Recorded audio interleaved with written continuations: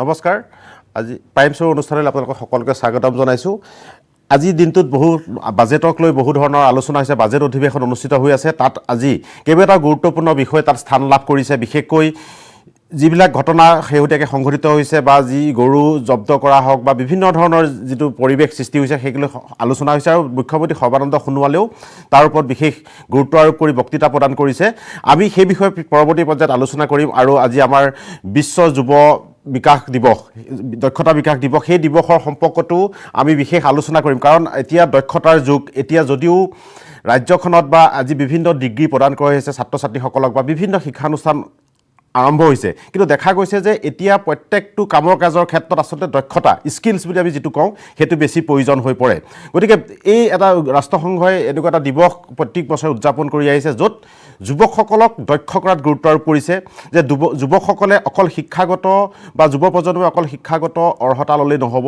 প্ৰত্যেকটো কামৰ ক্ষেত্ৰত সৰু বা ডাঙৰ কামৰ ক্ষেত্ৰতে তেওঁলোকক দক্ষতাৰ বেছি প্ৰয়োজন আৰু আজি যেটো চাকৰি যেটো পৰিৱেশ বা আজি উদ্যোগ বাণিজ্য সকলো ক্ষেত্ৰতে দেখা গৈছে যে দক্ষতা যদি নাথাকে বা দক্ষ হৈ যদি কাম কৰিব নোৱাৰে তেওঁলোকে হয়তো এই চাকৰিত টিকি থকাও টান হৈ পৰে বা এটা উদ্যোগ বা এটা প্ৰতিষ্ঠান আগবাঢ়ি যোৱাৰ ক্ষেত্ৰতো বাধাগ্ৰস্ত হয় গতিকে এই বিষয়ে আজি আমি অলপ সময় পিছতে আলোচনা কৰিম আমাৰ মাজত উপস্থিত থাকিব আমাৰ উদ্যোগ বাণিজ্য মন্ত্ৰী চন্দ্ৰমোহন পাটোৱাৰী তেওঁৰ লগত যেটো দক্ষতা বিকাশ যেটো মিছন চলি আছে হেতুৰো তেওঁ মন্ত্ৰী হিচাপে আছে গতিকে প্ৰধানমন্ত্ৰী নৰেন্দ্ৰ মোদীয়ে বিগত 10 বছৰে বা বিগত 5টা বছৰত তেওঁ দক্ষতা বিকাশৰ ওপৰত গুৰুত্ব দি আহিছে স্কিল ডেভেলপমেণ্টৰ ওপৰত গুৰুত্ব দি আহিছে গতিকে সেই বিষয়ে নিশ্চয় আমি তেওঁৰ পৰা আমি জানিব পাৰিম আসলতে কেনেকৈ ধৰণৰ দক্ষতা বিকাশ কৰিব পাৰি আৰু এই সম্পৰ্কত আসলতে চৰকাৰে নতুন কি আঁচনি লৈছে আৰু তেওঁলোকে সেই আঁচনিবিলাক ৰূপায়ণ কৰাৰ ক্ষেত্ৰত কি ব্যৱস্থা গ্ৰহণ কৰিছে আমি তেওঁৰ বিষয়ে আলোচনা কৰিম তেওঁ কিছু সময় পিছত পাবহি তাৰ আগতে আমি কেইটামান আজি গুৰুত্বপূৰ্ণ বাতৰি চাই লওঁ চৰকাৰে বাজেটৰ যোগেদি মতা গৰুৰ জন্ম প্ৰতিৰোধৰ বাবে ল'ব বিশেষ আঁচনি সদনত গো সুৰক্ষা বিধেয়ক প্ৰসংগত মুখ্যমন্ত্ৰী হিমন্ত বিশ্ব শৰ্মাই ফহিয়ালে ব্যাখ্যা বিধেয়কখনত ৰাজনৈতিক উদ্দেশ্য প্ৰণোদিত আখ্যা দিছে বিৰোধীসকলে বিলৰ বিৰুদ্ধে গোলাঘাট গোপালক সন্থাৰো কৰিছে আপত্তি সদনৰ মজিয়াত প্ৰসংগ মতা গৰু মাইকী গৰু গাইৰ পৰা যাতে মতা গৰু পোৱালি জন্ম নাপায় তাৰ বাবে হেনো বাজেটত লোৱা হ'ব আঁচনি গো সুৰক্ষা বিধেয়ক প্ৰসংগত মুখ্যমন্ত্ৰী ডক্টৰ হিমন্ত বিশ্ব শৰ্মাই কিয় ক'লে মতা গৰুৰ জন্ম প্ৰতিৰোধৰ কথা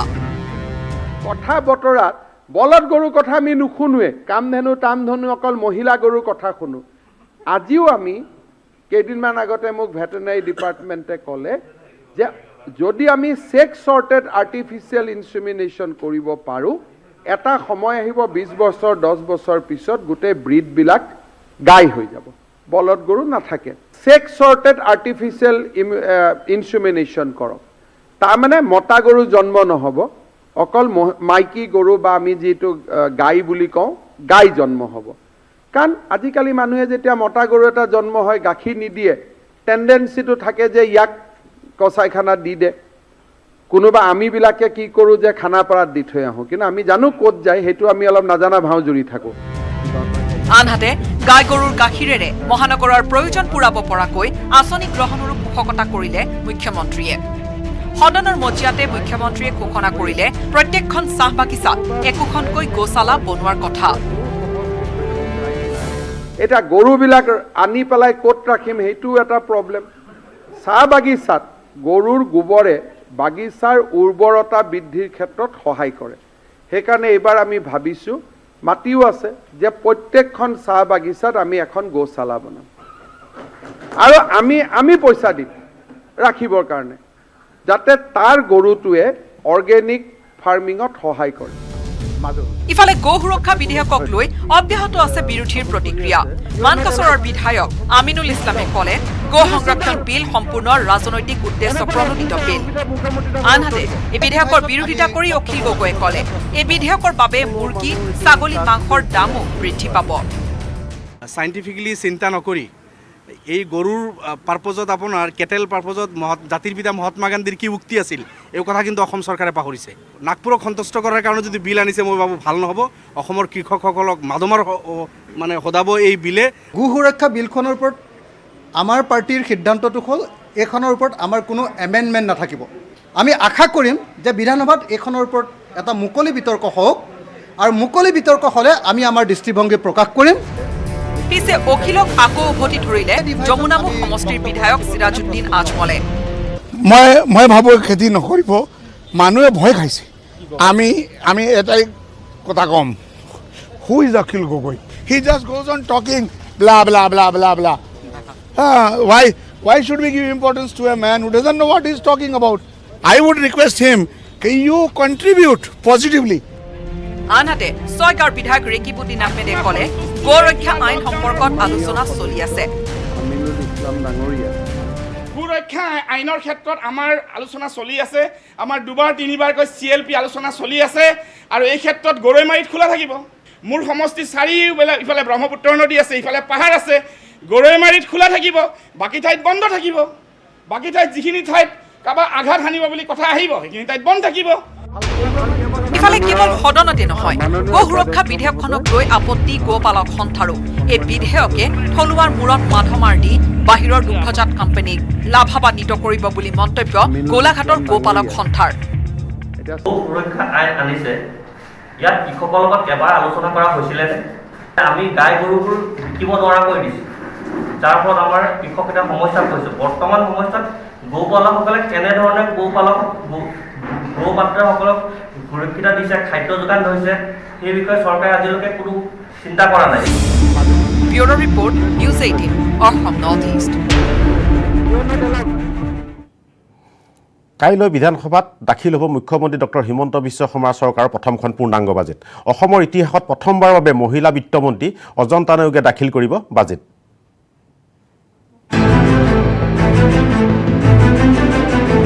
ডক্টৰ হিমন্ত বিশ্ব শৰ্মা চৰকাৰৰ প্ৰথমখন পূৰ্ণাংগ বাজেট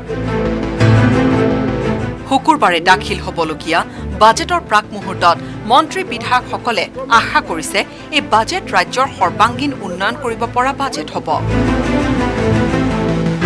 বকৰ বিধায়িকা নন্দিতা দাসৰ আশা, এই বাজেটত মহিলাৰ উন্নয়নৰ কথা সন্নিৱিষ্ট থাকিব, কাৰণ এইবাৰ প্ৰথমবাৰৰ বাবে মহিলা বিত্ত মন্ত্ৰীয়ে দাখিল কৰিব বাজেট। মহিলা হিচাপে মইতো শুভেচ্ছাই জনাম তেখেতক। আমাৰ অসমৰ যিবিলাক জ্বলন্ত সমস্যা, এই সমস্যাবিলাক সমাধানৰ ক্ষেত্ৰত যিহেতু চৰকাৰখন নতুন, মুখ্যমন্ত্ৰী হিচাপে হেমন্ত বিশ্ব শৰ্মা ডাঙৰীয়াও প্ৰথম, কিন্তু আমি বহুত আশাবাদী যে আমাৰ যিবিলাক জ্বলন্ত সমস্যা, বানপানী, গৰাখহনীয়া, নিবনুৱা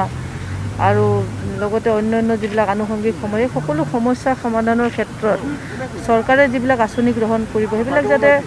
ফলপ্ৰসূ হয় আৰু বাজেটখনত যাতে সকলো কথা প্ৰতিফলিত হয়। মন্ত্ৰী ৰঞ্জিত দাসৰো আশা, বাজেটত মহিলা উন্নয়নৰ কথাই স্থান পাব। মহিলাসকলক সবলীকৰণ কৰাৰ কাৰণে বিভিন্ন দিশত যি প্ৰচেষ্টা চলাইছোঁ, কনকলতা আঁচনিৰ জৰিয়তে হওক বা অৰুণোদয়ৰ জৰিয়তে হওক, আৰু সেইটোৰ প্ৰতি লক্ষ্য ৰাখি মাননীয় মুখ্যমন্ত্ৰী ডাঙৰীয়াই এগৰাকী মহিলা বিধায়িকাক, যিগৰাকী জ্যেষ্ঠ বিশেষকৈ অজন্তা নেওগ ডাঙৰীয়ানী, আৰু সেইকাৰণে চাগে যে মহিলাৰ সমৃদ্ধিৰ কাৰণে চাগে মাননীয় মুখ্যমন্ত্ৰী ডাঙৰীয়াই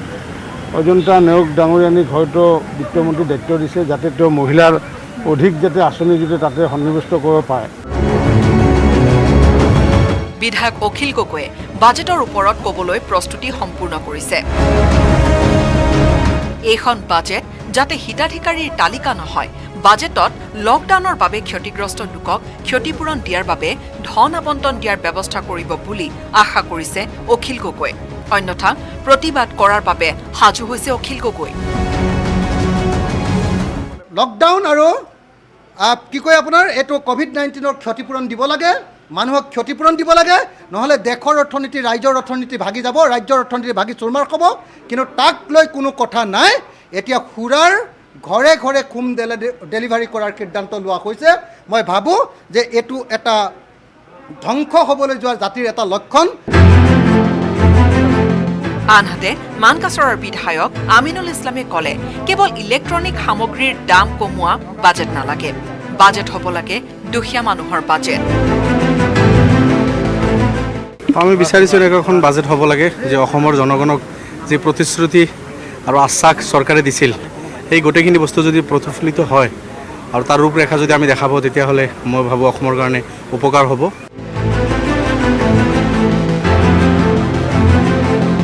বিধানসভাত ডক্টৰ হিমন্ত বিশ্ব শৰ্মা চৰকাৰখনৰ প্ৰথমখন বাজেটক লৈ কেইবাজনো বিধায়কে ক'লে এইখন বাজেটে অহা 5 বছৰৰ চৰকাৰৰ ভিজন প্ৰতিফলিত কৰিব। যে অধিকাৰ যে মান মৰ্যাদা সকলো কথা চিন্তা কৰি বাজেটখন হ'ব বুলি পেলাই আশা কৰিছোঁ আৰু বিশেষভাৱে মোৰ যিটো বিভাগ সেই বিভাগতো যিখিনি মই আশা কৰিছোঁ সেই হিচাপে মই পাবৰ কাৰণে সক্ষম হ'ম। নতুন ফাইনেন্স মিনিষ্টাৰ নতুন চিন্তা চৰ্চাৰে ৰাজ্যখনৰ ডেভেলপমেণ্টৰ কথা ভাবি বাজেট দাখিল কৰিব বুলি আশা ৰাখিছোঁ। কেমেৰা পাৰ্চন প্ৰভা সিং আৰু সঞ্জয় বৰাৰ সৈতে Ritik Kaushik, news 18 Assam north east. আৰক্ষীৰ ওপৰত অপৰাধীয়ে আক্ৰমণ কৰিলে আৰক্ষীয়ে কেতিয়াও চাই নাথাকে। বিৰোধীৰ প্ৰশ্নবাদক থকাসৰা কৰি সদনৰ শূন্যকালীন ঘণ্টাত এই বলিষ্ঠ ঘোষণা মুখ্যমন্ত্ৰী হিমন্ত বিশ্ব শৰ্মাৰ। অপৰাধীৰ নিৰ্দোষিতাৰ তথ্য নাথাকিলে অযথা অপৰাধী হৈ মাত নামাতিবলৈ বিধায়কৰ প্ৰতি আহ্বান জনালে মুখ্যমন্ত্ৰীয়ে। আৰক্ষীৰ ওপৰত আক্ৰমণ কৰিলে আৰক্ষীয়ে কি বগা পতাকা উৰুৱাই যাব? প্ৰথমে আৰক্ষীয়ে নিজক বচাব লাগিব। গো সৰবৰাহ, নাৰী সৰবৰাহ, ড্ৰাগছ সৰবৰাহ কৰা অপৰাধীৰ ক্ষেত্ৰত মুখ্যমন্ত্ৰী হিচাপে সদনত থিয় হৈ সম্পূৰ্ণ দায়িত্ব সহকাৰে কম যে তেওঁলোকক মই প্ৰত্যাক্ৰমণ কৰিমেই। সেইসকলে বুজি পাব লাগিব যে ইয়াত এখন দৃঢ় চৰকাৰ আছে। সদনত বলিষ্ঠ ঘোষণা মুখ্যমন্ত্ৰী হিমন্ত বিশ্ব শৰ্মাৰ। এটা কথা আমি বুজিব লাগিব যে এনকাউণ্টাৰ শব্দটো যি ধৰণে ব্যৱহাৰ কৰা হয় সাধাৰণ অৰ্থত বা আমি অসমতো এসময়ত এনকাউণ্টাৰ কথা দেখিছিলোঁ, এই যিবিলাক ইভেণ্ট হৈছে ইয়াৰ লগত কাৰো এনকাউণ্টাৰৰ কথাটো জড়িত হোৱা নাই। যেতিয়া কোনোবাই অসম পুলিচৰ ওপৰত আক্ৰমণ চলাব তেতিয়া CRPC, IPCৰ ধাৰা আমি কাক বুজাম? এনেকুৱাতো হিন্দী চিনেমা দেখাৰ দৰে নিয়ম নাই যে বগা পতাকা উৰুৱাই দিম, তেওঁলোক আলোচনাত আহিব, মহাভাৰতৰ দৰে আমি কথা পাতিম যে এইখিনি আপোনালোকেও কৰিব লাগিব, এইখিনি আমিও কৰিব লাগিব। প্ৰথম কথা হ'ল যে পুলিচে নিজক প্ৰটেক্ট কৰিব লাগিব। কোনোবা যদি অসমত কোনোবা মানুহ তাৰ ধৰ্ম জাতি যি নহওক কিয় কোনোবাই যদি মোৰ মা ভণ্টিৰ ফালে চাই যদি মোৰ শিশুৰ ওপৰত অত্যাচাৰ কৰে, মোৰ মা বাইদেউ ভণ্টিক যদি অসমৰ বাহিৰত গৈ বিক্ৰী কৰিব খোজে, অসমত যদি গৰুৰ ব্যৱসায় কৰিব খোজে আৰু অসমত যদি ড্ৰাগছ ট্ৰেফিকিং কৰিব খোজে, তেতিয়াহ'লে সেইসকল অপৰাধীয়ে বুজি পাব লাগিব যে দেয়াৰ ইজ এ গভৰ্ণমেণ্ট যাৰ কনফিডেন্স আছে, ৰিজলিউশ্যন আছে, মনত দৃঢ়তা আছে, and will retaliate them heavily without looking at anything. আৰক্ষীৰ এনকাউণ্টাৰক লৈ সদনৰ শূন্যকালীন ঘণ্টাত আকৌ প্ৰশ্নবাদ নিক্ষেপ কৰিছিল বিৰোধী দলে। এইবাৰ প্ৰশ্ন এৰিছিল খুদ বিৰোধী দলপতিয়ে। চৰকাৰক নিশ্চয় সমৰ্থন কৰিম, কেতিয়াও ক্ৰিমিনেলক সমৰ্থন নকৰোঁ। সংবিধানত ক্ৰিমিনেলৰ শাস্তি আছে আৰু যদি শাস্তি পোৱাৰ পিছত যদি আইনৰ সুৰুঙা আছে আইন সংশোধন কৰিব লাগিব, কিন্তু আইন নোহোৱাকৈ অপৰাধীক মাৰি দিয়াটো কেতিয়াও যুক্তিসংগত নহয়। মুখ্যমন্ত্ৰীয়ে উভতি ধৰি ক'লে বিৰোধী দলপতি দেৱব্ৰত শইকীয়াৰ হাতত কিবা তথ্য আছে নেকি আৰক্ষীৰ জিম্মাত খুন মৰিছে? এজন আমি ৰেলৰ inspector, he was a RPF inspector, পুলিচৰ ইনস্পেক্টৰ আছিলে, যি নহওক ঘটনা চক্ৰত পৰি হি বিকামছ এ ড্ৰাগছ কিনপিং। খটখটিত আমাৰ আৰ্ম পুলিচে তেওঁক ল'লে, লোৱাৰ লগে লগে তেওঁ ইনস্পেক্টৰৰ হাতৰ পৰা ৰিভলভাৰটো কাঢ়ি ল'লে। চ' সেই সময়ত পুলিচে যদি তেওঁক ৰিটালিয়েটৰী ফায়াৰিং নকৰে তে গাড়ীত থকাটো গোটেইকেইজন পুলিচ মৰি যাব। আমি এজন পাঠা বুলি এজন অপৰাধীক পালোঁ, এগৰাকী সৰু ইছলাম ধৰ্মক বিশ্বাস কৰা 9 বছৰীয়া ছোৱালী, তাই দুদিন আগতে এটা চৰাই পুহিছে, সেই চৰাইটোক জামুন খুৱাবৰ কাৰণে ৰাতিপুৱা ওলাই গৈছে। এই মানুহজনে পিছফালৰ পৰা দেখি প্ৰথম ছোৱালীজনীক মাৰি পেলাইছে, মাৰি পেলাই বোথ ছাইডত ছোৱালীজনীক ধৰ্ষণ কৰিছে। এতিয়া সেই মানুহজনক কোনে আইন বুজাব? যেতিয়া পাইছে পলাইছে, পুলিচক কামুৰিব, পুলিচক পলাব। এই মানুহবিলাকতো মানুহ হৈ থকা নাই, উন্মাদ। আৰু উন্মাদৰ লগত যেতিয়া পুলিচে ডিল কৰিব তেতিয়া পুলিচ সাৱধান হ'ব লাগিব। মানুহজনে যদি পলাব খোজে তথাপিতো এই উন্মাদজনক আমি মাৰি পেলোৱা নাই, কাৰণ উই ডোণ্ট হেভ ৰাইট। তেওঁক ভৰিত গুলী চলাই ৰখাব লাগিব, কাৰণ যদি মানুহজন পলাই গুচি গ'লহেঁতেন আমি ক'তো মুখ উলিয়াব নোৱাৰিলোহেঁতেন। হাউচে সিদ্ধান্ত ল'ব লাগিব যে 9 বছৰীয়া সেই ছোৱালীজনীৰ কাৰণে কান্দিব নে ধৰ্ষণকাৰী সেই পাঠাৰ কাৰণে কান্দিব। You have to take a call, কোনজনৰ কাৰণে কান্দিব। মুখ্যমন্ত্ৰীয়ে ক'লে সদনে আৰক্ষীক ধন্যবাদহে দিব লাগে। আমি অসম পুলিচৰ লগত থিয় হ'ম, আৰু যিটো কথা বেয়া হ'ব, যিটো কথা অসম পুলিচে নিৰীহ নিৰপৰাধী মানুহৰ ওপৰত কিবা একশ্যন ল'ব, ইকুৱেলি উইল কণ্ডেম দেম। যেতিয়া ইন'চেণ্ট মানুহৰ লগত পুলিচে বেয়া কাম কৰিব, will condemn them, but as long as they fight with the drugs mafia, with the cattle mafia, with the mafia involving with human trafficking, হাউচৰ পৰা বাৰ্তা যাব লাগে যে আমি আজি আপোনালোকৰ লগত আছোঁ। ইফালে ধিঙৰ বিধায়কেও আৰক্ষীৰ এনকাউণ্টাৰৰ বিৰুদ্ধে প্ৰশ্ন কৰিছিল। মন্ত্ৰী হিমন্তই দিলে তীক্ষ্ণ উত্তৰ। এইকেইদিন হাউচত এনেকুৱা কৰি দিলোঁ যে সেই গৰু বেপাৰী কেইটা, ক'ৰবাত ড্ৰাগছ বেপাৰী কেইটাই যেন আজি সিহঁতিহে অসমত সমস্যা হৈ গ'ল। সিহঁতৰ কিয় হৈছে? ড্ৰাগছ বিক্ৰী কৰাটো সমস্যা নহয়, এতিয়া গৰুৰ চোৰাং ব্যৱসায়টো সমস্যা নহয়, হিউমেন ট্ৰেফিকিংটো সমস্যা নহয়। এইকেইটা কিয় পুলিচে ধৰিলে? ঠিক আছে, অহাকালিৰ পৰা দোচা আমলেট খুৱাই পেলাই সিহঁতক লৈ আহিব লাগিব। জ্যেষ্ঠ আমিনুল ইছলাম ডাঙৰীয়াক কৈছোঁ যে ধিং সমষ্টিত ক্ৰাইম বন্ধ কৰিব লাগিব, আৰু সেইকাৰণে পুলিচ তাতে মই এক্সট্ৰা টাব হ'ব কৈছোঁ, আৰু একেবাৰে তাত গৰু চুৰ, হত্যা, ধ্বংস চব বন্ধ হ'ব লাগিব। কাৰণ আপোনাক মই বেছি ভাল পাওঁ, আপোনাৰ সমষ্টিটো ল এণ্ড অৰ্ডাৰ ফালৰ পৰা হোম মিনিষ্টাৰ হিচাপে যদি মই ঠিক ঠাক কৰিব পাৰোঁ, মোৰ বহুত ভাল লাগিব। জালুকবাৰীতকৈ ধিংখন বেছি ভাল কৰিব লাগিব। মই আমিনুল ইছলাম ডাঙৰীয়াক মই এচুৰেঞ্চ দিছোঁ যে ধিঙত বেছি পুলিচ চলিব, আনন্দ মিশ্ৰ ধিঙত বেছি যাব। আমি পুনৰ উভতি আহিম আমাৰ অনুষ্ঠানৰ মাজলৈ। ইতিমধ্যে আমাৰ ষ্টুডিঅ'ত উপস্থিত হৈছেহি ৰাজ্যৰ উদ্যোগ আৰু বাণিজ্য মন্ত্ৰী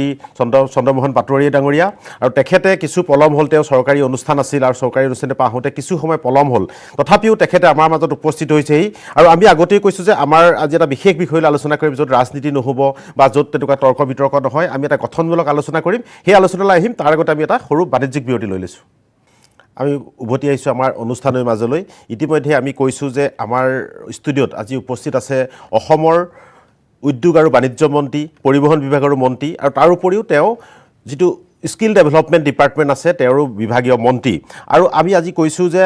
এতিয়া গোটেই বিশ্বৰ প্ৰতিযোগিতাৰ যুগ, আৰু প্ৰতিযোগিতাত দক্ষতাটো প্ৰধান বিষয় হিচাপে পৰিগণিত হৈছে। আজি এনেকুৱা কিছুমান বিষয় আহিছে, এনেকুৱা কিছুমান ক্ষেত্ৰ আহিছে যে তাত শিক্ষাগত অৰ্হতাতকৈও তাত দক্ষ কিমান মানুহজন কামটোত, সেই কথাটো আহি পৰিছে। গতিকে সেইকাৰণে ৰাষ্ট্ৰসংঘই দক্ষতা বিকাশৰ ওপৰত গুৰুত্ব দিছে, আৰু যুৱ প্ৰজন্মক অধিক দক্ষ কৰিবৰ কাৰণে প্ৰতি বছৰে বিশ্ব যুৱ দক্ষতা বিকাশ দিৱস তেওঁলোকে উদযাপন কৰি আহিছে। ইয়াৰ জৰিয়তে সমগ্ৰ বিশ্বৰ যিসকল যুৱ প্ৰতিনিধি আছে, যিসকল উঠি অহা লোক আছে, তেওঁলোকক এটা কথা আপিল কৰিব খোজে যে দক্ষ হোৱা আৰু দক্ষ কৰি সমাজত টিকি থকা, সমাজখন আগবঢ়াই নিয়া। এতিয়া আমি যিহেতু অসম এই ক্ষেত্ৰত বহুত পিছ পৰি আছিল, এতিয়া প্ৰধানমন্ত্ৰী নৰেন্দ্ৰ মোদীয়ে বিগত 5 বছৰ এটা কথাত গুৰুত্ব দি আছে যে ভাৰতৰ মানুহ দক্ষ হ'ব লাগিব, ভাৰতৰ যুৱ প্ৰজন্ম দক্ষ হ'ব লাগিব, আৰু দক্ষতা বিকাশৰ বাবে তেওঁ এটা নতুন ডিপাৰ্টমেণ্ট গঠন কৰিছে, আৰু অসমত সেই বিভাগৰ দায়িত্ব আজি 5 বছৰ ধৰি আৰু নতুনকৈ এতিয়াও তেওঁ চন্দ্ৰমোহন পাটোৱাৰী ডাঙৰীয়াই পালন কৰি আহিছে। গতিকে মই অসমত দক্ষতাৰ ডেভেলপমেণ্ট কেনেকুৱা হৈছে বা যুৱকসকল কিমান দক্ষ হৈছে বা সেই দক্ষতা তেওঁলোকে লৈ কাম কাজ পাইছে নাই, এই সম্পৰ্কে আলোচনা কৰিম। মই চন্দ্ৰমোহন পাটোৱাৰী ডাঙৰীয়া আপোনাক আমাৰ অনুষ্ঠানলৈ স্বাগতম জনাইছোঁ। মই প্ৰথমে আপোনাৰ পৰা জানিব খুজিছোঁ যে বিশ্ব যিটো আজিৰ দিনটো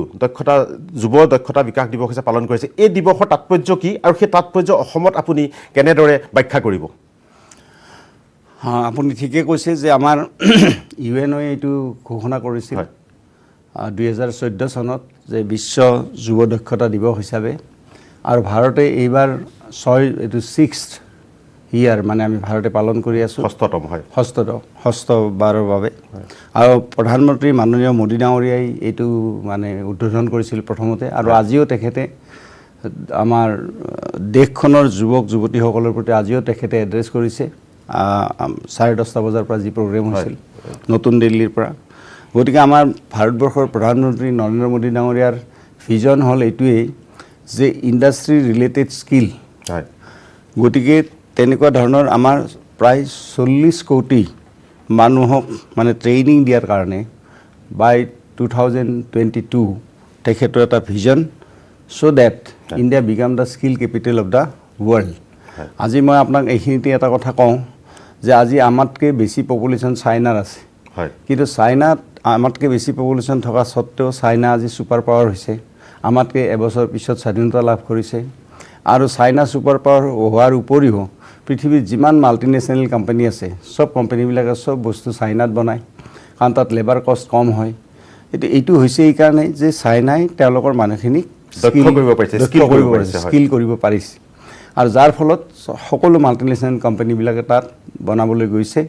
আৰু ইনভেষ্ট কৰিছে আৰু বনাইছে তেওঁলোকে ইনভেষ্ট মানে বনাইছে তাত আৰু বনাই তেওঁলোকে তাৰ পৰা লৈ আনি গোটেই পৃথিৱীত তেওঁলোকে মাৰ্কেটিং কৰিছে গতিকে কিছুমান আপুনি দেখিব মাল্টিনেশ্যনেল ব্ৰেণ্ড কিছুমানত যে ধৰক আৰমানী টি চাৰ্ট এটাত যদি আপুনি চাই তাত দেখিব মেড ইন চাইনা এতিয়া লাহে লাহে সেইটো বাংলাদেশলৈকে শ্বিফ্ট কৰিছে কাৰণ বাংলাদেশত লেবাৰ কষ্ট কম আছে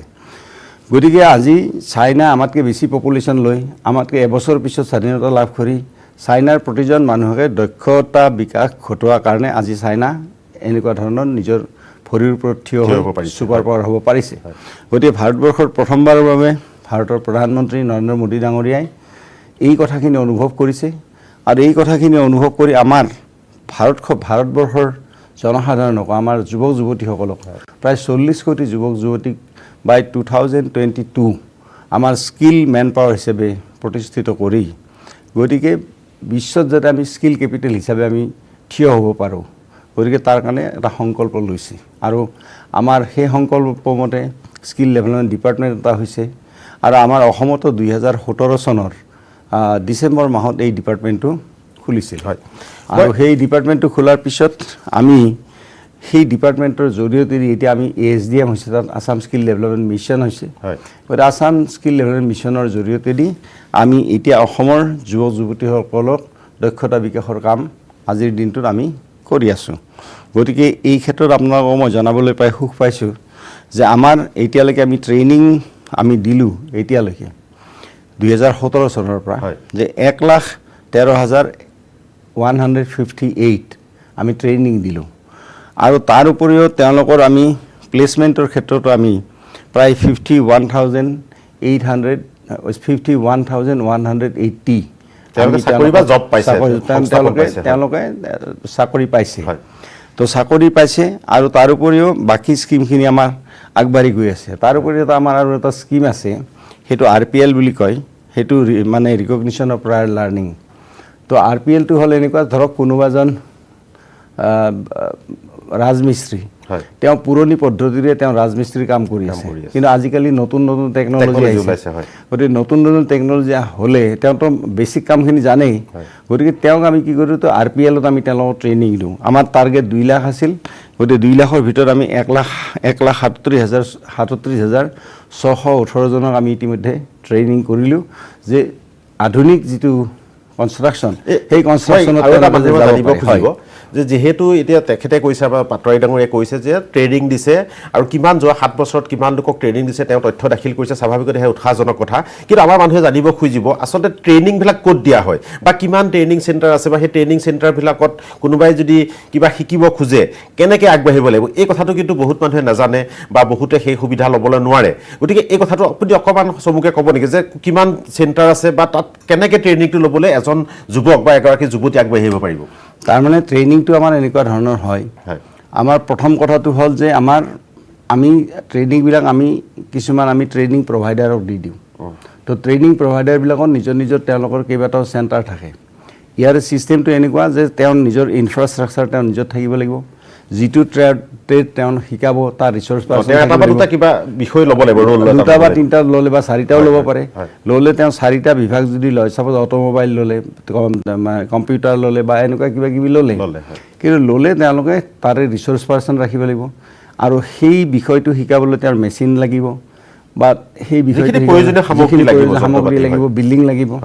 গতিকে এইখিনি আমি ট্ৰেইনিং প্ৰভাইডাৰৰ কম্পালচৰি এইখিনি আৰু এই যিখিনিয়ে পঢ়িব বা শিকিব তেওঁলোক বিনামূলীয়া বুজি পাইছোঁ আৰু তেওঁলোকতো বিনামূলীয়া তেওঁলোকেতো বিনামূলীয়াকৈ পঢ়িব কিন্তু যিজন ট্ৰেইনিং প্ৰভাইডাৰে ট্ৰেইনিং দিব গতিকে তেওঁ এই যে তেওঁৰ কষ্টটো আছে যে বিল্ডিং কষ্ট আছে তেওঁৰ এষ্টাব্লিছমেণ্ট কষ্ট আছে যেনেকৈ ধৰক আপোনাৰ তেওঁৰ ৰিচোৰ্চ পাৰ্চন লাগিব বা মেচিনাৰী লাগিব এষ্টাব্লিছমেণ্ট কষ্ট আছে এইবিলাক লাগিব গতিকে এইবিলাকৰ কাৰণে আমি প্ৰতিজন ছাত্ৰৰ এগেইনষ্টত বা ছাত্ৰীৰ এগেইনষ্টত আমি পইচা দি দিওঁ ASDMে আৰু তেওঁলোকে বিনামূলীয়াকৈ ছাত্ৰ ছাত্ৰীসকলে পঢ়িব পাৰে আৰু তাতকৈ ডাঙৰ কথাটো হ'ল যে এই বস্তুটোত এটা ভাল আছে কি যে তেওঁলোকে যিমান ছাত্ৰ তেওঁলোকে উলিয়াই আনিব পাৰিব সিমানে তেওঁলোকৰ লাভ হ'ব বিজনেছ প্ৰস্পেক্টিভৰ ফালৰ পৰা গতিকে সেইকাৰণে ট্ৰেইনিং চেণ্টাৰবিলাক কৰিও আচলতে অলপ সংস্থাপন বহুতৰ ওলাইছে আৰু আমাৰ এতিয়ালৈকে প্ৰায় 900 ট্ৰেইনিং চেণ্টাৰ আছে গোটেই অসমত 900 ট্ৰেইনিং চেণ্টাৰ আছে তাৰ উপৰি আমাৰ ইয়াতে নৰ্থ ইষ্টাৰ্ণ স্কিল চেণ্টাৰ আছে ইয়াতে এইটো আমি নিজে চলাই আছোঁ আৰু ইয়াতে যিখিনি আমাৰ মানে বিশ্ব মানদণ্ডৰ যিবিলাক আমাৰ ট্ৰেইনিং হস্পিটেলিটি হওক বা অন্যান্য ক্ষেত্ৰত হওক গতিকে আমি NESCত কৰোঁ আৰু NESCত যিবিলাক ৰিচোৰ্চ পাৰ্চন আছে আমাৰ ছিংগাপুৰৰ ITESৰ লগত আমাৰ MOU চাইন কৰা হৈছে আৰু MOU চাইন কৰি আমাৰ যিবিলাক ৰিচোৰ্চ পাৰ্চন আছে আমি তেওঁলোকক ছিংগাপুৰত ট্ৰেইনিং দি আনিছোঁ আৰু তাৰ পৰা যিসকল ওলাই গৈছে এতিয়া তাৰে বহুত ল'ৰা ছোৱালীয়ে কিছুমানে কাম কৰিছে ডুবাইত কাম কৰিছে কোনোবাই বেলেগ কাণ্ট্ৰিত কাম কৰি আছে কোনোবাই মানে ভাৰতবৰ্ষৰ বিভিন্ন ঠাইত কাম কৰি আছে গতিকে এনেকুৱা ধৰণৰ তেওঁলোকে সুবিধা পাইছে আৰু এক্সপ'জাৰ পাইছে সুবিধাও পাইছে আৰু নিজে চলাৰ ওপৰত ঘৰখন চলিবলৈ সুযোগ পাইছে এইটো এই যিখিনি ল'ৰা ছোৱালীয়ে পঢ়িছে বা যিখিনিয়ে পঢ়িব আগ্ৰহ প্ৰকাশ কৰিছে তেওঁলোকৰ এই কোৰ্চটো কিমান দিনীয়া মানে কিমান দিন পঢ়িব পাৰিব বা কিমান দিনৰ পাছত তেওঁলোকৰ এইটো ডিপেণ্ড কৰিব কোৰ্চটো ডিপেণ্ড কৰিব এইটোৰ ওপৰত যে কোনটো কোৰ্চ একচুৱেলি কিমান দিন লাগে তাৰে ওপৰত ডিপেণ্ড কৰিব RPLটো ধৰক এটা শ্বৰ্ট টাৰ্মৰ কোৰ্চ কাৰণ তেওঁতো বেছি বস্তুখিনি জানে তেওঁক বেছিটো আৰু ট্ৰেইনিংটো বেছি নালাগে তেওঁ খালি নতুন যিটো আধুনিক টেকন'লজি সেইটোহে শিকাই দিব লাগে গতিকে কিছুমান তেনেকুৱা RPLটো ধৰক খুব শ্বৰ্ট টাৰ্ম কোৰ্চ তেনে কিছুমান কোৰ্চ 6 মহীয়া কোৰ্চ আছে এবছৰৰ কোৰ্চো আছে NESCত আমাৰ যিবিলাক আছে গতিকে তেনেকুৱা কোৰ্চটো তেনেকুৱা ধৰণৰ হয় আৰু আমি তাতে এটা কথা কৈছোঁ যে যিয়ে ট্ৰেইনিং দিব ট্ৰেইনিং প্ৰভাইডাৰ হ'ব তেওঁ মানে এওঁলোকক যিখিনি ল'ৰাক ট্ৰেইনিং দিব চাকৰিৰ ব্যৱস্থা তেওঁ কৰিব লাগিব কাৰণ চাকৰি দিয়া এপইণ্টমেণ্ট লেটাৰখন দিলেহে তেওঁলোকৰ ফাইনেল মানে পইচাখিনি আমি ৰিলিজ কৰি দিম যেতিয়ালৈকে তেওঁলোকে এপইণ্টমেণ্ট লেটাৰ জমা নিদিয়ে তো তেতিয়ালৈকে আমি পইচা তেওঁলোকক ঘূৰাই নিদিওঁ এতিয়া আৰু এটা কথা আহে সন্দেহ নাই যে স্কিল ডেভেলপমেণ্ট ডিপাৰ্টমেণ্টৰ পৰা বহু ধৰণৰ কাম কৰিছে আৰু কেন্দ্ৰীয় চৰকাৰে যিটো আঁচনি লৈছিলে যে আৰু এটা আপোনাক কওঁ যে আমি আগলৈকে কিন্তু স্কিল যিটো বিষয় সেই বিষয়টো কিন্তু অসমৰ দৰে বা ভাৰতত ইমান চৰ্চা হোৱা নাছিল মানে যিটো এটা ডিগ্ৰী চৰকাৰী ডিগ্ৰী হওক বা স্কুলৰ ডিগ্ৰীৰ ওপৰতে মানুহে গুৰুত্ব দিছিল কিন্তু দক্ষতাটোৰ গুৰুত্ব বা দক্ষতাৰ বিষয়টো আলোচনালৈ আহিল মোদী চৰকাৰ ক্ষমতালৈ অহাৰ পাছত মানে বিজেপি ক্ষমতালৈ অহাৰ পাছত এই স্কিল ডেভেলপমেণ্ট বা এনেকুৱা ধৰণৰ বিষয়বিলাক আহিল এতিয়া আপুনি কথাখিনি ক'লে যে স্কিল চেণ্টাৰ স্থাপন কৰা হৈছে বা তাত স্কিল কৰিবৰ কাৰণে বিভিন্ন ক্ষেত্ৰ আপোনালোকে হয়তো নিৰ্বাচন কৰি দিছে কোনে কোনে কোন ক্ষেত্ৰত যাব কিন্তু মই এটা কথা জানিব খুজিছোঁ যে স্কিল হ'লেই নহ'ব তেওঁ জব পাব লাগিব কাৰণ কিবা এটা কামৰ কাৰণে তেওঁ শিকিব আৰু যদি কামটো নাপায় তেনেহ'লে তেওঁ সেই ট্ৰেইনিংটোৰ কোনো মূল্য নাথাকিব গতিকে অসমত সেই সুবিধাটো কিমান আহিছে বা কিমান তেনেকৈ দক্ষ লোকে এতিয়া জব কৰি বা নিজৰ জীৱনটো আগুৱাই নিব পাৰিছে চাওক এটা কথা আছে কি যে এই স্কিলটো যে আমি ট্ৰেইনিং দিছোঁ তেওঁলোকে জব পাব কাৰণ কিয় যেনে আজি ধৰক যিমান 5 ষ্টাৰ হোটেল আছে আমাৰ হস্পিটেলিটি বা অন্যান্য আমাৰ যিবিলাক ট্ৰেইনিং হৈছে তাৰ পৰা আমাৰ ল'ৰা ছোৱালীবিলাকে চাকৰি পাইছে ঠিক তেনেদৰে যিবিলাকে ধৰক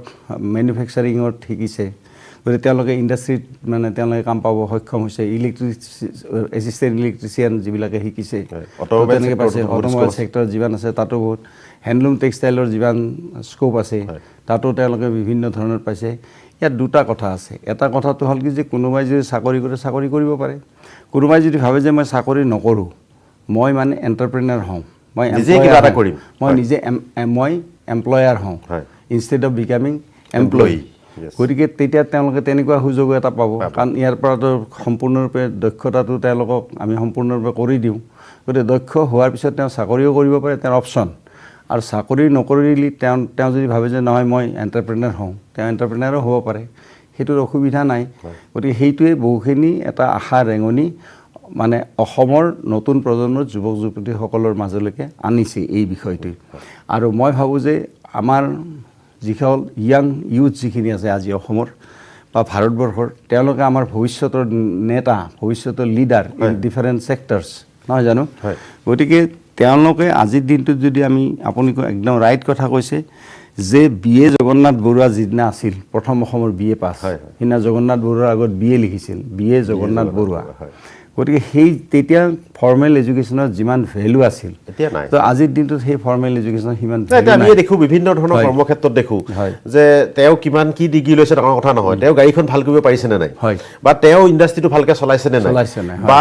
আজি যিকোনো কথাত গাড়ীখন ভালকৈ চলাইছেনে ড্ৰাইভাৰজনে তেওঁ লাগিলে MA BA যিয়ে পাছ নহওক আপুনি চাব গাড়ীখন সি ভালকৈ চলাইছেনে নাই বা তেওঁ গাড়ীখন ভালকৈ মেইনটেইন কৰিছে নাই গতিকে দেখা গৈছে যে চব কৰ্মক্ষেত্ৰতে আজি আমাৰ মিডিয়া পৰাই হওক বা চৰকাৰী কাম কাজতে হওক বা বিভিন্ন ইণ্ডাষ্ট্ৰি চবতে এতিয়া লাহে লাহে অভিজ্ঞতা দক্ষতা সেইটো বেছি গুৰুত্বপূৰ্ণ হৈছে আৰু সেই মানে দক্ষতাক গুৰুত্ব নিদিয়াৰ কাৰণে বহু আজি উচ্চ শিক্ষিত ল'ৰা ছোৱালীও ঘৰত বহি থাকিব লগা হৈছে ডিগ্ৰী বা মাৰ্কশ্বিটখন লৈ গতিকে সেইকাৰণে আজি দক্ষতাৰ কথাটো আহিছে এতিয়া আৰু এটা কথা যে যদি দক্ষ লোক এজন যদি আগবাঢ়ি আহে তেওঁ নিজেও কাম কৰিব পাৰিব আৰু সেই সুবিধাটো চৰকাৰে দিছে কিন্তু এতিয়া কথাটো হৈছে সাধাৰণতে দেখা যায় যে চৰকাৰে কিছুমান বহুত ভাল আঁচনি লয় কিন্তু ৰাইজৰ পৰা সহায় নোপোৱাৰ কাৰণে সেই আঁচনিবিলাক বহু সময়ত ব্যৰ্থ হয় অথচ চৰকাৰে সেইমতে পুঁজি খৰচ কৰে বা বিভাগীয় মন্ত্ৰী বিভাগীয় বিষয়ে বহুত কষ্ট কৰে এতিয়া আপোনালোকে স্কিল চেণ্টাৰবিলাক গঠন কৰি দিছে বা তাত স্কিল প্ৰভাইডাৰবিলাকো তেওঁলোকো জড়িত হৈছে কিন্তু সঁহাৰি কেনেকুৱা পাইছে অসমৰ ল'ৰা ছোৱালীবিলাক সঁহাৰি খুবেই ভাল সঁহাৰি সাংঘাতিক ভাল সঁহাৰি পোৱা হৈছে সেইকাৰণে ট্ৰেইনিং প্ৰভাইডাৰসকলকো আমি এটা সেইকাৰণে নিয়ম বান্ধি দিছোঁ যে তোমালোকে ট্ৰেইনিং ভালকৈ দিব লাগিব বায়োমেট্ৰিক্স ষ্টুডেণ্ট সঁচাকৈ ৰেগুলাৰলি আহিছে নাই তাৰ কাৰণে বায়োমেট্ৰিক্স লোৱা হয় গতিকে সঁহাৰি আমাৰ অসমীয়া যুৱক যুৱতীসকলৰ পৰা যথেষ্ট পৰিমাণে পোৱা গৈছে আৰু আমি ভাবোঁ যে আগন্তুক দিনত আৰু বেছি সঁহাৰি আমি পাম আমি কাৰণ সকলোৱে বিচাৰে আজিৰ দিনটোত যে সকলোৱে এটা কথা জানে যে ফৰ্মেল এডুকেশ্যন যিটো আজি BA পাছ কৰক MA পাছ কৰক MSc পাছ কৰক তাৰপিছত যদি দক্ষতা এটা যদি নাথাকে তেতিয়াহ'লে দিগদাৰ যেনে মই উদাহৰণস্বৰূপে কৈছোঁ যে এটা সময় আছিল যে কোনোবা এজন ছাত্ৰ ছাত্ৰীয়ে যেতিয়া MA পৰীক্ষা ফাইনেল দিয়ে তেওঁ ঘৰলৈকে উভতি যোৱাৰ পিছত ইউনিভাৰ্চিটিৰ পৰা পৰীক্ষাৰ ৰিজাল্ট নিদিওঁতে তেওঁ কলেজত লেকচাৰাৰ হ'ব পাৰিছিল কিন্তু আজিকালি কলেজত লেকচাৰাৰ হ'ব গ'লেও তাত আপোনাৰ নেট লাগিল স্লেট লাগিল PhD লাগিল তাৰপিছত কম্পিটিশ্যন লাগিল ফাৰ্ষ্ট ক্লাছ লাগিল কম্পিটিটিভ হৈছে যথেষ্ট কম্পিটিটিভ সঁচাকৈ এটা প্ৰতিযোগিতাৰ দক্ষতাৰ যুগ আমি বহুত কথা পাতিম এই বিষয়বিলাকক লৈ আৰু যিহেতু তেখেতৰ তাৰ দুটা গুৰুত্বপূৰ্ণ বিভাগ আছে গতিকে সেই বিষয়ে আমি আলোচনা কৰিম তাৰ আগতে আমি এটা সৰু বিৰতি লৈ লৈছোঁ পুনৰ উভতি আহিছোঁ আমাৰ অনুষ্ঠানৰ মাজলৈ ইতিমধ্যে আমি আজি এটা ব্যতিক্ৰমী বিষয়ে আলোচনা কৰি আছোঁ যে কেনেকৈ দক্ষতা বিকাশ কৰিব পাৰি আৰু সেই দক্ষতাৰে কেনেদৰে এজন যুৱক নিজৰ জীৱনত আগবাঢ়ি যাব পাৰি আৰু নিজে আগবাঢ়ি যোৱা মানে এটা ইণ্ডাষ্ট্ৰি বা যিকোনো ক্ষেত্ৰ এখন আগবাঢ়ি যোৱা আৰু সেই ক্ষেত্ৰবিলাক আগবাঢ়ি যোৱা মানে এখন দেশ আগবাঢ়ি যোৱা এখন দেশৰ প্ৰগতি হোৱা গতিকে এতিয়া গোটেই বিশ্বতেই যে দক্ষতাৰ ওপৰত গুৰুত্ব আৰোপ কৰা হৈছে আৰু সেই দক্ষতাৰ কাৰণে চৰকাৰে বিভিন্ন ধৰণৰ আঁচনি ৰূপায়ণ কৰিছে সেই আঁচনিৰ যাতে ফলপ্ৰসূ হয় তাৰ বাবে তেওঁলোকে ব্যৱস্থা গ্ৰহণ কৰিছে পাতৰি দেখা মই আপোনাৰ ওচৰলৈ আহিছোঁ যে আপুনি আমাক জনাইছে যে প্ৰায় 1,10,000 অধিক লোকক আপোনালোকে ট্ৰেইনিং দিছে বিভিন্ন ক্ষেত্ৰত এতিয়া কথাটো হ'ল ট্ৰেইনিং পালে নহ'ব ট্ৰেইনিং পোৱা ল'ৰাখিনিয়ে চাকৰি পাব লাগিব বা জব পাব লাগিব এই জব দিবৰ বাবে চৰকাৰীভাৱে কি প্ৰচেষ্টা লৈছে বা চৰকাৰী খণ্ডত হওক বা কিবা ইণ্ডাষ্ট্ৰি হওক এইবিলাকত কিমান ধৰণে তেওঁলোক সুবিধা পাইছে চাওক এটা কথা যে যিমানক ট্ৰেইনিং দিছোঁ সকলো যে চৰকাৰী চাকৰি পাব তেনেকুৱা কথা নহয় তাৰ ভিতৰতো এইটো কথা ঠিক যে আপোনাসকলে আজি আমি স্কিল দিৱসত আমাৰ যিটো কাৰ্যক্ৰম হৈছিল তো তাত কিছুমান আমি ভিডিঅ' যিবিলাক ছাকচেছ হৈ পেলাই কামত সোমাইছে তাৰ ভিডিঅ' কিছুমান ডিছপ্লে কৰা হৈছিল তো তাৰে ভিতৰত চৰকাৰী চাকৰিও পাইছে আৰু তেওঁলোকে কৈছেও যে আমি ASDMত এইখিনি ট্ৰেইনিং লোৱাৰ কাৰণে মানে কম্পিউটাৰত গতিকে আমি আজি চাকৰি পাবলৈ সক্ষম হ'লোঁ এনেকৈ কৈছে তেওঁলোকে তো কিছুমানে আকৌ কোনোবা এজনে কৈছে মই ডুবাইত আছোঁ আজিৰ দিনটোত মই দৰমহা কিবা 60,000 টকা দৰমহা পাওঁ যে মই ঘৰতকৈ ভালকৈ চলিব পাৰিছোঁ কোনোবাই কৈছে যে মই মধ্যপ্ৰদেশত আছোঁ তো তেনেকৈ তেওঁলোকে বিভিন্ন ক্ষেত্ৰত চৰকাৰী ক্ষেত্ৰ হওক বেচৰকাৰী ক্ষেত্ৰ হওক সকলোতে তেওঁলোকে পাব পাৰে চাকৰি কিন্তু আৰু মই আপোনাক এটা কথা বাৰে বাৰে কৈছোঁ যে চাকৰি পোৱাৰ উপৰিও চৰকাৰী চাকৰি বুলি কোৱা নাই ধৰক সেই দক্ষ লোকসকল আজি কাম কৰিবলৈ হ'লে ধৰক এটা ইণ্ডাষ্ট্ৰী লাগিব বা তেনেকুৱা ধৰণৰ উদ্যোগ কাৰখানা লাগিব চবেইতো ইমান টকা ইনভেষ্ট কৰি নিজে এটা অনুষ্ঠান গঢ়ি ল'ব নোৱাৰে মই সেইটোহে ক'ব খুজিছোঁ নাই ঠিক আছে চৰকাৰী একেবাৰে পেঞ্চন পোৱা চৰকাৰী বা 10টাত গ'ল 5টাত ঘৰলৈ আহিল তেনেকুৱা কথাটো কোৱা নাই মানে চৰকাৰৰ ফালৰ পৰা যিটো পৰিৱেশ দিব লাগিব যে ইণ্ডাষ্ট্ৰীবিলাক আহি আছে বা বিভিন্ন এতিয়া চাওক আমাৰ ইণ্ডাষ্ট্ৰী আমি যেতিয়া উদ্যোগ মন্ত্ৰী হ'লোঁ উদ্যোগ মন্ত্ৰী হোৱাৰ পিছত আপুনিও প্ৰত্যক্ষ কৰিছে কাৰণ আপুনি দীৰ্ঘদিন ধৰি এই সংবাদ জগতখনৰ লগত জড়িত আছে সংবাদ মাধ্যমৰ লগত গতিকে 2016 চনৰ পিছত অসমত যিমান ইণ্ডাষ্ট্ৰী আহিল আগতে কাহানিও ইমান ইণ্ডাষ্ট্ৰী অসমত অহা নাছিলে আৰু এডভান্টেজ আছাম আমি পাতিবলৈ সক্ষম হ'লোঁ কোনোদিন ভবা নাছিলে যে অসমত এখন এডভান্টেজ আছাম হ'ব 23খন কাণ্ট্ৰি ইয়াত আহিব 37খন চাৰ্টাৰ ফ্লাইট অসমত নামিব ইমান ডাঙৰ উদ্যোগপতি ভাৰতবৰ্ষত যিমান ডাঙৰ উদ্যোগপতি আছে টাটা হাউচ হওক ৰিলায়েন্স হওক বা আদানী হওক বা দিলীপ সাংভি হওক বিৰলা গ্ৰুপ হওক যিয়ে নহওক আদানী গ্ৰুপ হওক সকলো আহিছে গতিকে আজি অসমৰ প্ৰতি মানুহৰ ভাৱধাৰাটো সলনি হৈছে আগতে অসম মানে এনেকুৱা এটা আছিলে যে ইয়াতে এক্সট্ৰিমিষ্ট ইয়াতে বানপানী ইয়াত পাহাৰ ইয়াত এনেকুৱা বিভিন্ন এটা নিগেটিভ চিন্তা ভাৰতবৰ্ষৰ বিভিন্ন ঠাইত আছে পৃথিৱীৰ বিভিন্ন ঠাইতো আছিল কিন্তু এডভান্টেজ আছামে এইটো মুকলি কৰি দিলে আৰু মুকলি কৰি দিয়াৰ ফলত আজি ইণ্ডাষ্ট্ৰী ইয়াতে বহুত আহিল আৰু ইণ্ডাষ্ট্ৰী বহুত আচ্ছা মই কথা এটা কৈছোঁ আজি ইণ্ডাষ্ট্ৰী বহুত অহাৰ কাৰণে ইয়াতে এনেকুৱা এটা হ'ল যে এটা মই আপোনাক অনুৰোধ কৰিম যে আপোনাৰ এটা টিম কেতিয়াবা আমাৰ ছয়গাঁও পলাশবাৰী এইবিলাক অঞ্চললৈকে ভিতৰৰ অঞ্চললৈকে পঠিয়াব আৰু পঠিয়ালে আপোনালোকে দেখিব তাত মানুহে কি কয় মানুহৰ অপিনিয়নটো লওক যে আমাৰ চৰকাৰ অহাৰ পিছত কিমান উদ্যোগ তাত আহিল আৰু কিমানে সংস্থাপন পালে আৰু এই সংস্থাপন পোৱা বহুত ল'ৰা ইয়াতে ASDMত কাম ট্ৰেইনিং লোৱা ল'ৰাইও তাত বহুত সংস্থাপন পাইছে গতিকে তাৰ উপৰিও ডাঙৰ কথা হৈছে কি আজিৰ দিনটোত আমাৰ দিনত ইয়াতে সান ফাৰ্মা আহিল সান ফাৰ্মা আজি ইয়াত ঔষধ উৎপাদন কৰিছে গতিকে আজি ভাৰতবৰ্ষত কোভিডত মানে দুটা কাৰণত ভাৰতবৰ্ষত কোভিডত মানুহৰ মৃত্যু হৈছে এটা হ'ল অক্সিজেন আৰু এটা হ'ল ৰেমডেছিভিৰ যিটো ইনজেকশ্যন সেই ইনজেকশ্যনটোৰ অভাৱত মৰিছে আজি ভাৰতবৰ্ষত আনকি দিল্লী মুম্বাই গুজৰাট এইবিলাকত এটা ৰেমডেছিভিৰ ইনজেকশ্যন ব্লেকত মানে 1.5 লাখ টকাটো বিক্ৰী হোৱা বুলি কিছুমান কথা আমি গম পাইছোঁ কিন্তু তেনেকুৱা এটা পৰিস্থিতিত কি হৈছে যে আজি অসমত অক্সিজেন আমাৰ সাৰপ্লাছ আছে আজিৰ দিনটোত 500 মেট্ৰিক টন লিকুইড অক্সিজেন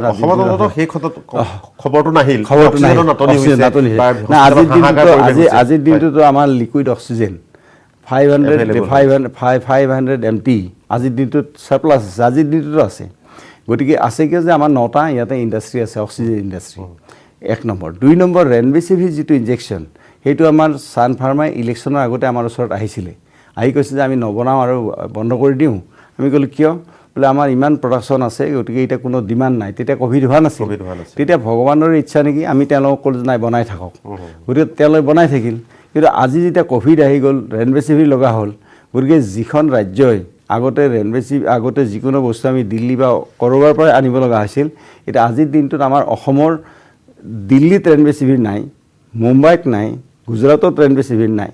ৰাজস্থানত নাই কিন্তু অসমত ধেমাজিত আমি ৰেমডেছিভিৰ পাব অসমৰ কোকৰাঝাৰত পাব আৰু আজি অসমৰ পৰা ৰেমডেছিভিৰ আমি দিল্লী কেলকাতা মুম্বাই এইবিলাকত বেংগলোৰ এইবিলাকত ৰেমডেছিভিৰ ইনজেকশ্যনটো অসমৰ পৰা গৈ আছে আমাৰ সান ফাৰ্মাৰ পৰা গতিকে সেই হিচাপত মই এটা সাধাৰণ উদাহৰণ দিলোঁ যে উদ্যোগ জগতখনত এইটো এটা পৰিৱৰ্তন যোৱা 5টা বছৰত আহিছে আৰু এতিয়া আমাৰ মাননীয় মুখ্যমন্ত্ৰী ডক্টৰ হিমন্ত বিশ্ব শৰ্মা ডাঙৰীয়া আপুনি জানে তেখেত বহুত ডাইনামিক হয় গতিকে তেখেতৰ নেতৃত্বত আমি ভাবিছোঁ যে উদ্যোগ জগতখনে কোভিডৰ পৰিস্থিতিৰ অৱসান হোৱাৰ পিছত এই জগতখনৰ এটা ভাল পৰিৱেশ হ'ব আৰু ইয়াতে আমাৰ হাতত এতিয়া বহুত আমাৰ কি কওঁ আমাৰ ইনভেষ্টমেণ্টৰ এচিউৰেঞ্চ আমাৰ লগত আছে আজিৰ দিনটোত আছে মই আকৌ আপোনাৰ ওচৰলৈ আহিম কাৰণ ইনভেষ্টমেণ্ট এটা খুব গুৰুত্বপূৰ্ণ কথা যে যিহেতু স্কিল ল'ৰা ছোৱালী ওলাব বা ওলাইছে কিন্তু সেই স্কিল ল'ৰা ছোৱালীবিলাকে কাম পাবলৈ হ'লে ৰাজ্যখনত উদ্যোগীকৰণৰ পৰিৱেশ এটা হ'ব লাগিব সৰু বৰ প্ৰতিষ্ঠান ইয়াত গঢ় লৈ উঠিব লাগিব চৰকাৰী খণ্ডতে হওক বেচৰকাৰী খণ্ডতে হওক আৰু বাহিৰৰ বিনিয়োগকাৰী অসমলৈ আহিব লাগিব তেতিয়াহে আজি স্কিল ডেভেলপমেণ্টে শিক্ষিত কৰা বা প্ৰশিক্ষণ দিয়া লোকসকলে কাম কৰাৰ সুবিধা পাব আৰু এটা সুন্দৰ জীৱন কটাব পাৰিব এতিয়া মই পাটুৱাৰী ওচৰতে এই পিছত এটা কথা পাতিব আহিম উদ্যোগীকৰণ কাৰণ উদ্যোগীকৰণৰ লগত দক্ষতা বিকাশ দক্ষ লোকসকলৰ নিয়োগ এই কথাবিলাক জড়িত হৈ থাকে এতিয়া তেখেতে কৈছিল যে এডভান্টেজ আছাম যেতিয়া আমাৰ অনুষ্ঠিত হৈছিল বা ইয়াত গোটেই বিশ্বত এটা চৰ্চা হৈছিল গোটেই ভাৰতত চৰ্চা হৈছিল তাৰ পাছত আচলতে আমাৰ উদ্যোগ খণ্ডটোলৈ কেনেকুৱা ধৰণৰ পৰিৱৰ্তন আহিল বা সেই প্ৰগ্ৰেমটোৰ পিছত অসমত কিমান ইনভেষ্টমেণ্ট হ'ল বা কেনেকুৱা ধৰণৰ ভাল উদ্যোগ আহিল আৰু অসমৰ কিমান মানুহে তাত কাম পালে সেই সম্পৰ্কে আলোচনা কৰিম তাৰ আগতে আমি এটা বিৰতি লৈ লৈছোঁ পুনৰ উভতি আহিছোঁ আমাৰ অনুষ্ঠানৰ মাজলৈ ইতিমধ্যে আমি অসমৰ স্কিল ডেভেলপমেণ্টৰ ওপৰত কিছু কথা পাতিছোঁ আৰু দক্ষ লোকসকলক বা যিখন ল'ৰা ছোৱালীক এতিয়া চৰকাৰৰ ফালৰ পৰা বিনামূলীয়াকৈ ট্ৰেইনিং দিয়া হৈছে সেইসকলক কেনেকৈ কৰ্মসংস্থাপন দিয়া হ'ব আৰু তেওঁলোকক কৰ্মসংস্থান দিবলৈ চৰকাৰে কি ব্যৱস্থা গ্ৰহণ কৰিছে কাৰণ ইয়াত এই স্কিলৰ লগত সদায় ডেভেলপমেণ্ট বা ইণ্ডাষ্ট্ৰি কথাটো আহি যায় কাৰণ ব্যক্তিগত খণ্ডত সেই ল'ৰা ছোৱালীবিলাকে কেতিয়াও নিজৰ হয়তো দুই এজনে পাৰিব কিন্তু লাৰ্জ স্কেলত তেওঁলোকে কৰিব নোৱাৰে কাৰণ তাত ইনভেষ্টমেণ্ট আহিব লাগিব আৰু ইনভেষ্ট যিসকলে কৰে তেওঁলোকক স্কিল মানুহ লাগিব সেইটোৱে হ'ল আগবাঢ়ি যোৱাৰ এটা তৰিকা গতিকে এতিয়া মই আমাৰ পাটুৱাৰী ডাঙৰীক সুধিব খুজিছোঁ কাৰণ আপোনালোকে দক্ষ লোক উলিয়াইছে বা তেনেকুৱা ধৰণৰ আমিও দেখিছোঁ আজিকালি বিভিন্ন ক্ষেত্ৰত অসমৰ দক্ষ লোক আগবাঢ়ি আহিছে কিন্তু বহুতে কয় যে অসমত যদি ইণ্ডাষ্ট্ৰি নাহে তেনেহ'লে আমি চাকৰি ক'ত পাম বা আমি কাম কৰা কি সুবিধা পাম এতিয়া আপুনি এডভান্টেজ আছামৰ কথা কৈছিল তাৰ পাছত কিমানমান ধৰক ইয়াত নতুন ইণ্ডাষ্ট্ৰি আহিল বা কেনেকুৱা ধৰণৰ ইয়াত ইনভেষ্টমেণ্ট হ'ল চাওক এডভান্টেজ আছামত আমাৰ টোটেল 79,000 crore আমাৰ MOU চাইন হৈছিল তাৰে ভিতৰত আমাৰ এছিয়ৰ্ড আমাক কৰিছে যে 65,000 crore ইনভেষ্টমেণ্টৰ এছিয়ৰেঞ্চ আমি পাইছোঁ আৰু ভাৰতবৰ্ষত যেনেকৈ ভাইব্ৰেণ্ট গুজৰাট যেনেকৈ প্ৰবাসী ভাৰতীয় দিৱস বেংগলোৰ যেনে UP মানে global summit Kolkata global summit তো তেওঁলোকৰ ক্ষেত্ৰত যিমান পৰিমাণৰ ৰেছপন্স বা তেওঁলোকৰ ইনভেষ্টমেণ্ট এছিয়ৰ্ড হ'ব লাগিছিল আমি সেই হিচাপত অসম আমি টপত আছোঁ সেইটোৰ ক্ষেত্ৰত গতিকে আমাৰ প্ৰায় 65,000 আমাৰ এছিয়ৰেঞ্চ আমাৰ হৈছে তাৰ ফলত আমাৰ চৰকাৰী খণ্ডত ধৰক 42,500 crore আমাৰ চৰকাৰী খণ্ডত হৈছে তো চৰকাৰী খণ্ডত কেনেকুৱা হ'ল যে আমাৰ ধৰি লওক নুমলীগড় ৰিফাইনাৰীৰ শোধন ক্ষমতা আজিৰ দিনত 9 মিলিয়ন টনলৈকে বৃদ্ধি হ'ল যাৰ ফলত নুমলীগড় ৰিফাইনাৰীত 22,500 কোটি টকা ইনিচিয়েলি দিছিল এতিয়া সেইটো 28,000 কোটি টকাৰ প্ৰজেক্ট হৈ গ'ল ইতিমধ্যে আৰম্ভ হৈছে আৰু নুমলীগড় ৰিফাইনাৰীলৈকে তেল আনিবৰ কাৰণে আমাৰ অসমত যিহেতুকে তেল নাই আৰু গতিকে আমি তেল আনাৰ কাৰণে এটা ডেডিকেটেড পাইপলাইন পাৰাদ্বীপৰ পৰা আহি আছে গতিকে আগতে তেল অসমৰ পৰা বাহিৰলৈকে গৈছিল এতিয়া বাহিৰৰ পৰা তেল অসমলৈ আহিছে গতিকে এই পাইপলাইনডাল অহাৰ লগে লগে আমাৰ বঙাইগাঁও ৰিফাইনাৰীও তেল পাব ক্ৰুড পাব আৰু তেনেকৈ নুমলীগড়েও পাব তাতকৈ ডাঙৰ কথাটো হ'ল যে আমাৰ এডভান্টেজ আছামতে ছিগনেচাৰ হৈছে মানে চাইন হৈছিল MOU যে আমাৰ অসমত গেছ কম আছে আজিৰ দিনটোত তো আমি এডাল বাৰাউনীৰ নেশ্যনেল গ্ৰিডৰ লগত কানেকশ্যন কৰি আমি এডাল গেছ পাইপলাইন অসমলৈ আনি আছোঁ সেইটো খুব ডাঙৰ প্ৰজেক্ট মই কৈ আছোঁ মই কথাটো কৈ আছোঁ মানে এই গেছ পাইপৰ লগত অসমৰ উদ্যোগৰ কথা জড়িত আছে মই সেইকাৰণেহে কৈছোঁ গতিকে গেছ পাইপলাইনডাল 6,000 কোটি টকা গতিকে এতিয়া মানে বিহাৰ বেংগল পাৰ হৈ অসমত সোমাইছে এই বছৰ হয়তো হৈ যাব পাৰে তো হৈ গ'লে ইয়াৰ পৰা ইন্দ্ৰধনুষ এটা প্ৰজেক্ট হ'ব যিটো ইন্দ্ৰধনুষ প্ৰজেক্ট 7খন ষ্টেটলৈকে যাব সেইটো 11,500 কোটি টকা প্ৰজেক্ট তাৰপিছত এটা চিটি গেছ ডিষ্ট্ৰিবিউশ্যন আমাৰ হ'ব যে ঘৰে ঘৰে গেছৰ কানেকশ্যন দিয়াৰ ব্যৱস্থাটো হ'ব এতিয়া ইয়াতে গেছৰ কথাটো কি আহিল পাইপলাইনটো গেছৰ এইকাৰণে আহিল যে আজিকালি আমাৰ 4টা ৰিফাইনাৰী অসমত আছে 4টা ৰিফাইনাৰী গেছৰ ওপৰত চলে অসমৰ চাহ বাগিচাৰ যিমান উদ্যোগ আছে চাহ বাগিচাৰ কলঘৰবিলাক গেছত চলে তো ইণ্ডাষ্ট্ৰি বহুত ইণ্ডাষ্ট্ৰি আমাৰ গেছত চলে APL গেছত চলে গতিকে মানে আমাৰ যিটো নামৰূপ সাৰ কাৰখানা সেইটো গেছত চলে APLও গেছ গতিকে তাৰ উপৰিও BCPLটো গেছৰ পৰাই উৎপাদন হয় জানি আমগুৰি প্ৰজেক্ট ঠিক তেনেধৰণে আমাৰ মানে নামৰূপ থাৰ্মেল গেছত চলে গতিকে নামৰূপ সাৰ কাৰখানা গতিকে এই আটাইবিলাকতে গেছৰ প্ৰয়োজন আছে গতিকে আজিৰ দিনটোত আমাৰ BCPL অপটিমাম লেভেলত আমি গেছ দিব পৰা নাই কাৰণে তেওঁলোকে অপটিমাম লেভেলত উৎপাদন কৰিব পৰা নাই যিটো আমাৰ প্লাষ্টিকৰ ৰ মেটেৰিয়েল যিটো আমি পলিমাৰ বুলি যিটো কওঁ গতিকে সেই ক্ষেত্ৰত আজি আমাক চুক্তি আগতে আমাৰ যিটো চুক্তি হৈছিল চুক্তিমতে অইল ইণ্ডিয়াই 4 মিলিয়ন কিউবিক CMD দিব লাগে তেওঁলোকে কিবাকে দি আছে আৰু ONGC দিব লাগিছিল 1 মিলিয়ন কিউবিক CMD তেওঁলোকে দিব পৰা নাই 0.30 দি আছে আজিৰ দিনটোত শ্বৰ্টেজ আছে গেছৰ গতিকে গেছ পাইপলাইনডাল আহি যোৱাৰ লগে লগে অসমৰ উদ্যোগ জগতৰ কাৰণে এটা ডাঙৰ খবৰ এটা হৈ যাব ডাঙৰ খবৰটো হৈ যোৱাৰ লগে লগে আমাৰ ইতিমধ্যে আমাৰ ইণ্ডাষ্ট্ৰী বহুত ইয়াতে আহিলে আৰু ইণ্ডাষ্ট্ৰী বহুত ইয়াতে আহি এতিয়া ইণ্ডাষ্ট্ৰীবিলাক স্থাপন হৈছে আৰু ইণ্ডাষ্ট্ৰীবিলাক স্থাপন হওঁতে আমি বাতৰি কাকতত যোৱা চৰকাৰৰ সময়ত আমি এডভাৰটাইজ দিছিলোঁ এটা এদিন যে আমাৰ ইণ্ডাষ্ট্ৰী কোন ইণ্ডাষ্ট্ৰী কিমান তাৰিখে মুকলি হ'ল কিমান তাৰিখে তাত কিমান এমপ্লয়মেণ্ট হ'ল কোন ঠাইত ইণ্ডাষ্ট্ৰীটো আছে তো তেনেকৈ আমি এটা এডভাৰটাইজ আমি উলিয়াইছিলোঁ মাজতে গতিকে তাত প্ৰায় ডাইৰেক্ট এমপ্লয়মেণ্ট প্ৰায় 40,000ৰ কথা কৈছিল সেইটো যোৱাবাৰ চৰকাৰৰ মিডিল মানত কৰা হৈছিল তাৰপিছত আমি আকৌ এডভাৰটাইজ দিয়া নাই গতিকে এটা ইণ্ডাষ্ট্ৰীত যেতিয়া 1,000 যদি ডাইৰেক্ট এমপ্লয়মেণ্ট হয় ইনডাইৰেক্ট এমপ্লয়মেণ্ট 4,000 হয় কাৰণ কিয় তাৰে হোলচেলাৰ থাকিব CNF থাকিব তাৰপিছত ৰিটেইলাৰ থাকিব গতিকে প্ৰডাকশ্যনবিলাকৰ এই যে নতুনকৈ এইবিলাক তাত আমাৰ অসমৰ ল'ৰা ছোৱালীয়ে কিমান অসমৰ ল'ৰা ছোৱালীয়ে বেছিভাগ অসমৰ ল'ৰা ছোৱালীয়ে পাইছে ক'ৰবাত মেনেজমেণ্টত হয়তো তেওঁলোকে ক'ৰবাৰ বাহিৰৰ পৰা আনিছে আৰু মন্ত্ৰী ডাঙৰীয়া আপোনাৰ বহুত ডাঙৰ বিষয় এইবিলাক বহুত দীঘলীয়াকৈ আমি পাতাৰ নিশ্চয় পিছত সুবিধা পাম কিন্তু এই দক্ষতাৰ লগত ষ্টাৰ্টআপ যিটো এটা ফ্লেগশ্বিপ প্ৰগ্ৰেম প্ৰধানমন্ত্ৰী মোদী ডাঙৰীয়া আৰম্ভ কৰিছিল বা সেই এটা গোটেই ভাৰতত অসমত কেনেকুৱা ষ্টেটাছটো অসমত ষ্টাৰ্টআপটো এটা আমাৰ ড্ৰিম প্ৰজেক্ট আছিল গতিকে আমি উদ্যোগ মন্ত্ৰীৰ দায়িত্ব যেতিয়া যোৱাবাৰ দিছিল আমাৰ এটা ড্ৰিম আছিল যে এটা ষ্টাৰ্টআপ অসমত আমি কৰিম আৰু সেই হিচাপত আমি আমবাৰীত আমি ষ্টাৰ্টআপ আছাম আমি এটা কৰিছোঁ এটা 5 মহলীয়া বিল্ডিং আপুনি দেখিব টেক্সটাইলৰ কাষতে অসম গণ পৰিষদৰ অফিচ এৰি গৈ নেক্সট যিটো বিল্ডিং গতিকে তাত আমাৰ ষ্টাৰ্টআপত আমাৰ বৰ ধুনীয়াকৈ আমাৰ ল'ৰা ছোৱালীবিলাকে ভাল ষ্টাৰ্টআপ কৰিছে আৰু আপুনি শুনি সুখ পাব যে আমাৰ যিটো নেশ্যনেল ষ্টাৰ্টআপ ছাকচেছ ৰেট তাতকৈ আমাৰ ৰেটটো বেছি ছাকচেছ আছে আনকি গ্ল'বেল যিটো ছাকচেছ ৰেট তাতকৈও আমাৰ ষ্টাৰ্টআপটো বেছি আছে গতিকে আমাৰ 2018 চনত এইটো মুকলি কৰা হৈছিল আজিৰ দিনটোত ভাৰতবৰ্ষত 10টা ইমাৰ্জিং ষ্টাৰ্টআপৰ ভিতৰত অসম ষ্টাৰ্টআপো আছে ঠিকে আমি গম পাইছোঁ যে ষ্টাৰ্টআপ যিটো প্ৰজেক্ট সেইটো জৰিয়তে বহুত লোক আগবাঢ়ি আহিছে বা বহুতে ইণ্ডাষ্ট্ৰী স্থাপন কৰিছে আৰু বহুত কম পইচা ইনভেষ্ট কৰি এতিয়া বহুত কোটিপতি হোৱাৰো অসমীয়া ল'ৰা ওলাইছে ষ্টাৰ্টআপৰ যিটো চৰকাৰী সুবিধা গ্ৰহণ কৰি আৰু সেয়া সঁচাকৈ আমাৰ প্ৰেৰণাৰ উৎস আৰু আমি নিশ্চয় সেইবিলাক পৰৱৰ্তী পৰ্যায়ত আলোচনা কৰিম দক্ষতাক লৈ তেখেতে যিখিনি কথা ক'লে নিশ্চয় অসমৰ যুৱ প্ৰজন্মই বহুত উপকৃত হ'ব কেনেধৰণে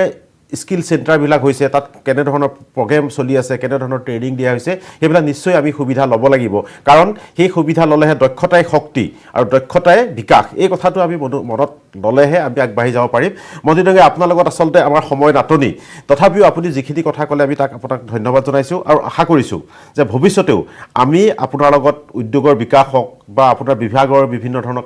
কথা আলোচনা কৰিম এইখিনি সময় আপুনি আমাক দিয়াৰ বাবে আমাক ধন্যবাদ জনাইছোঁ ধন্যবাদ